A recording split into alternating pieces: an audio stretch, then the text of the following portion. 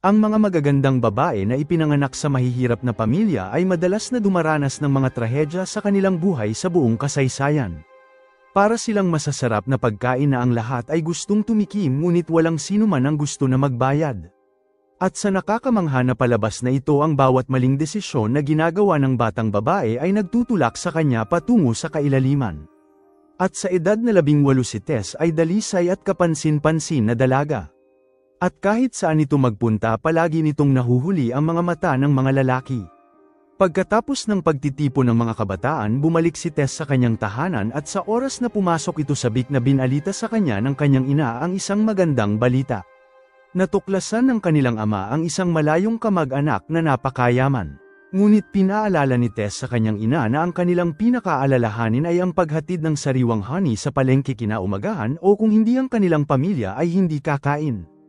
Ang kanilang lasing-ero na ama ay madalas lasing sa tavern kaya lahat ng mabigat na trabaho ay nakay Tess. At sa umaga umalis si Tess dala ang kariton at nagmamadali na mahatid ang honey sa palengke na 50 kilometro ang layo.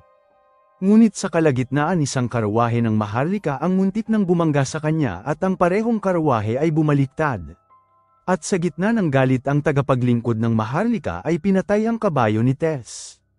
At para sa mayayaman ng kabayo ay karne lamang ngunit para sa pamilya ni Tess ito ang kanilang pinakamahalagang pag-aari. At kung wala ang kanilang kabayo hindi na nila madadala ang mga patatas sa bundok o magbenta ng honey sa palengke. Ang kanyang ina ay labis na nag-aalala ngayon kung paano sila mabubuhay.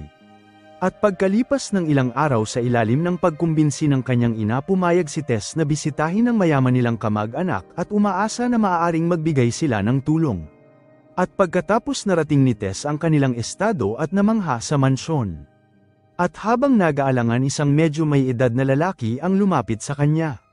At pagkatapos ng saglit na pag-uusap nalaman nito na siya ang panganay na anak kung saan ay magpinsan sila. Mabilis na inilabas ni Tess ang isang heirloom ng pamilya na sumasagisag sa pangalan ng D'Urberville ngunit tila hindi interesado ang lalaki. Ang kanyang mata ay umiikot kay Tess at tinitignan nito mula ulo hanggang paa. Gayunpaman magiliw siyang tinanggap ni Alec at nangako ito na ipapaalam ito sa kanyang ina at tutugan ito sa lalong madaling panahon. Hindi nakita ni Tess ang babae sa bahay at bumalik pa uwi sa ilalim ng mga titig ni Alec. At makalipas ang isang linggo nakatanggap sila ng liham mula sa ginang ng bahay at sa loob nito inimbitahan nito si Tess na pamahalaan ang poultry farm sa kanilang estado at nangako ng malaking buwanang sahod. Ang kanyang ina ay labis ang tuwa sa balita dala ang pag-asa sa kanyang buong pamilya. Nagpasya si Tess na kunin ang trabaho at personal na nagmaneho si Alec upang sunduin siya. Ngunit sa sandaling umalis sila si Alec ay nagsimulang kumilos ng kakaiba. At sa kabila ng pagpupumiglas ni Alec sinubukan siyang halikan nito at sinadyang bitawan ni Tess ang kanyang sombrero at ginamit ang dahilan upang maglakad na lamang. At sa kanyang unang araw pinadala siya ng kasambahay para magulat sa ginang sa kondisyon ng farm. At doon lamang napagtanto ni Tess na ang matandang ginang ay bulag mula sa loob ng maraming taon. At maliwanag ang liham ay isinulat mismo ni Alec ngunit upang mabawasan ang pasanin ng kanyang pamilya nilunok ni Tess ang panlilinlang at piniling manatili sa lugar at nagtrabaho ito ng masigasig at responsable. Madalas na nagtutungo si Alec upang makita siya at nagsasabi ng mga kakaibang bagay sa kanya at ang balita ay umabot sa matanda at binalaan nito si Alec na huwag sirain ang pangalan ng kanilang pamilya. Nais nito na iwasan ng kanyang anak ang pakikihalubilo sa isang mahirap na babae na katulad ni Tess ngunit si Alec ay hindi nagbigay pansin sa kanyang babala. Patuloy nitong binisita si Tess ng madalas at nagpapakita ng pag-aalala at pag-aalaga. Ang kanyang mga kilos ay pumukaw ng selos sa iba pang mga babae. At isang gabi habang pabalik sa dormitoryo pagkatapos ng trabaho ang mga babae ay nagtipon upang sumalakay kay Tess ngunit sa kabutihang palad dumating si Alec sa tamang oras upang pigilan ang kaguluhan.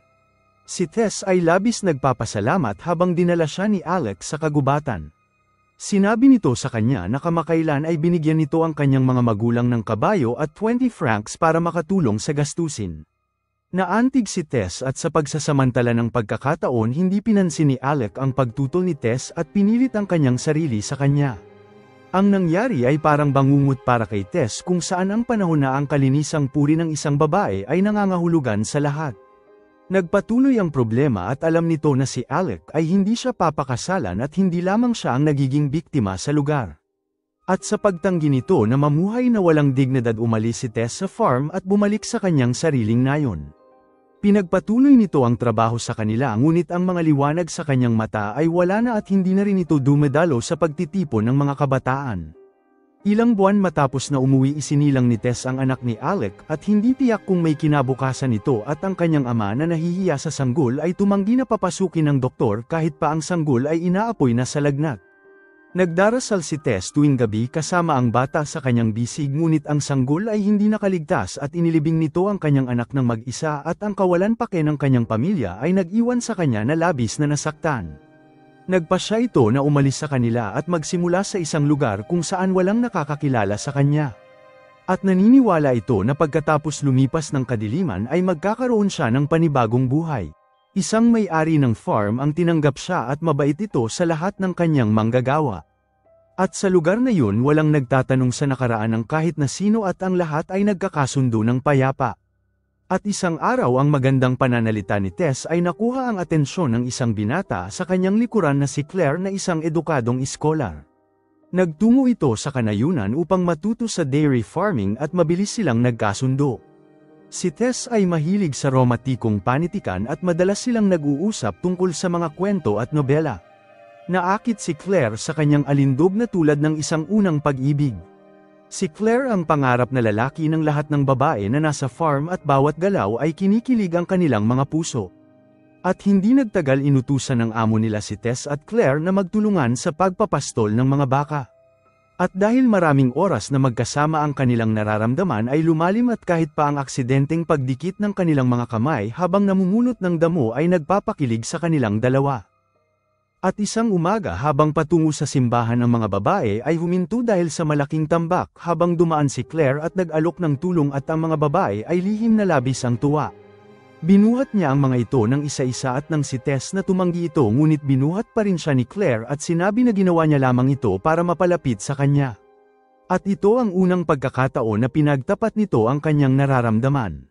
Bagamat gusto rin siya ni Tess, pakiramdam nito na hindi siya karapat-dapat na mahalin. At hinikayat siya ng kanyang mga katrabaho na huwag palampasin ang tunay na pagmamahal. Samantala nagmadaling umuwi si Claire upang sabihin sa kanyang magulang na nakahanap ito ng babae.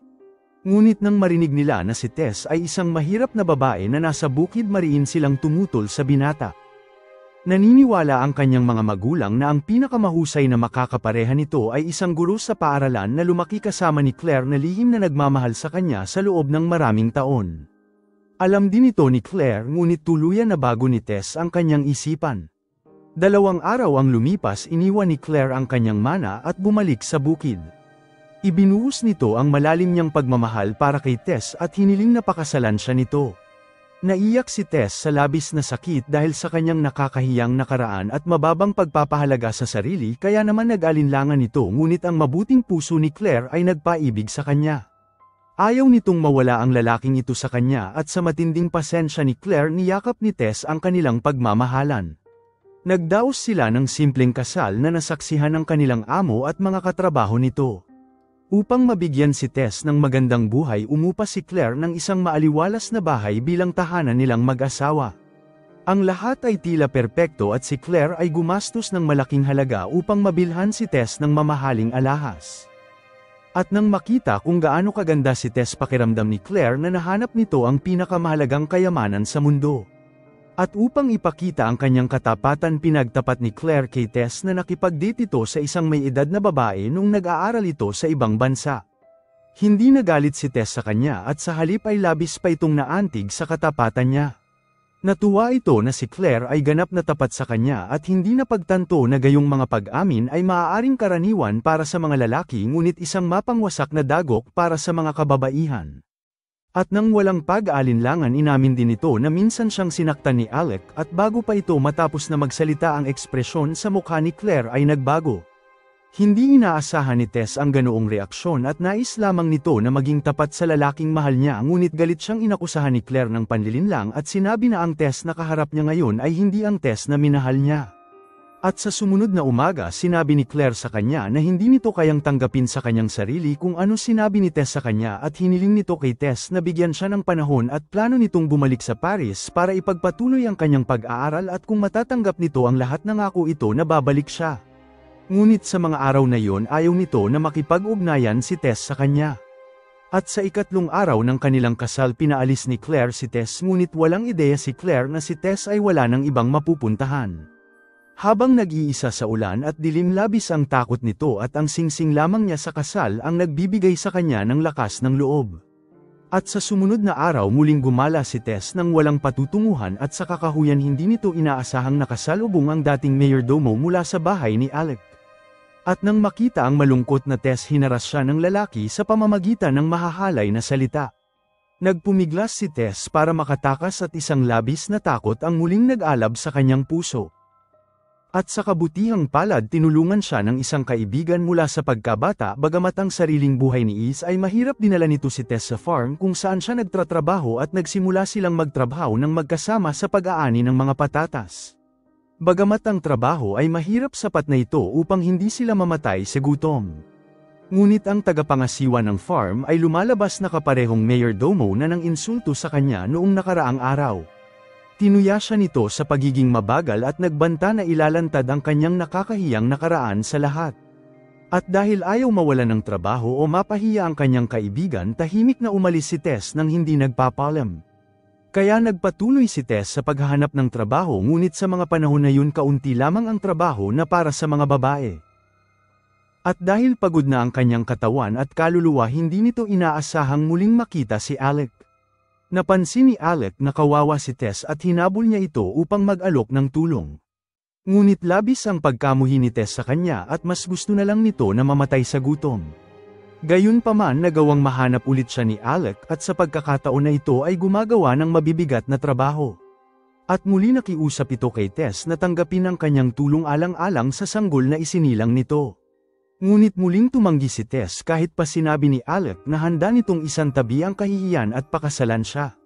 Nanatiling hindi natitinag si Tess at si Claire pa rin ang nananatiling pananampalataya sa kanyang puso. At kahit pa sa ngayon umaasa pa rin ito na muling babalik si Claire para sa kanya. Lumipas ang 5 taon ngunit wala pa rin itong balita kay Claire at nagpatuloy si Tess sa paggawa ng mga trabaho na karaniwang ginagawa ng kalalakihan. At isang araw muli siyang hinanap ni Alec at nahaharap sa malamig na ekspresyon ni Tess sumabog si Alec sa galit at pakiramdam nito na labis na itong nagpakumbaba ngunit hindi pa rin siya nito mapatawad. Nangako ito na babayaran si Tess at makukuha niya ito kahit anong mangyari. At hindi nagtagal na tagpuan siya ng kanyang nakakabatang kapatid at nalaman na ang kanilang ama ay dumanas ng matinding pagkalason sa alak dahil sa matagal nitong pag-iinom at ito ay isang nakakakilabot na sitwasyon.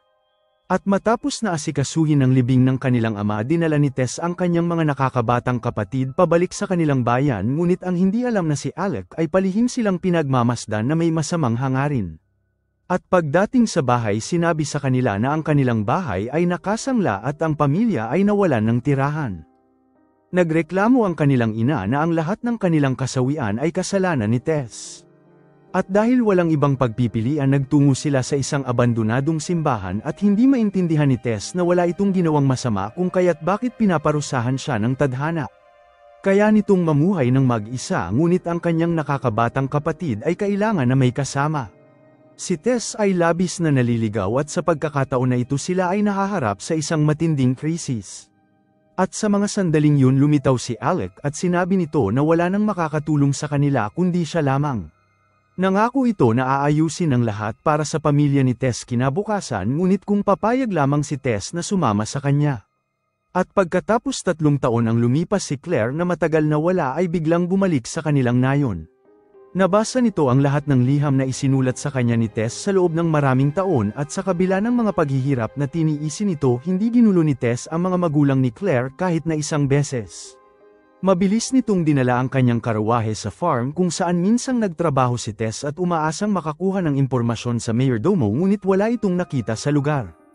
Pagkatapos ay nagtungo ito sa lumang bahay nila Tess ngunit bagong pamilya na ang nakatira sa lugar.